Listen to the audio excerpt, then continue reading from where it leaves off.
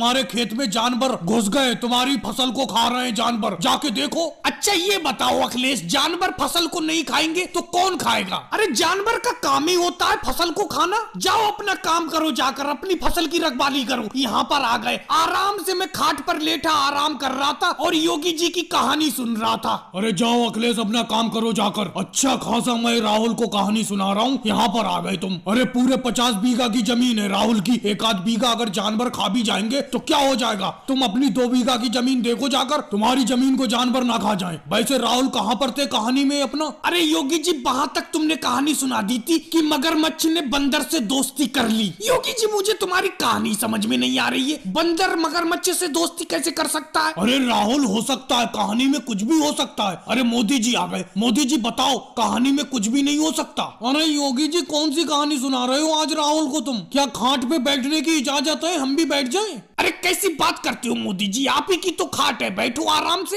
अरे मोदी जी ये मुझे वो कहानी सुना रहे हैं बंदर और मगरमच्छ वाली। बंदर ने मगरमच्छ से दोस्ती कर ली। बंदर और मगरमच्छ में कैसी दोस्ती हो सकती है मुझे ये बताओ? मगरमच्छ पानी में रहता है जबकि बंदर पेड़ पे रहता है। योगी जी तुम भी अजीब अजीब कहानी सुनाती हो। तुम राहुल को हाथी और घोड़े वाली कहानी सुनाओ, वही वाली सुनाओ। चलो एक बहुत बढ़िया कहानी सुनाता हूँ। बहुत पहले की बात है, 2 अलग अलग राज्य में 2 राजा राज करते थे।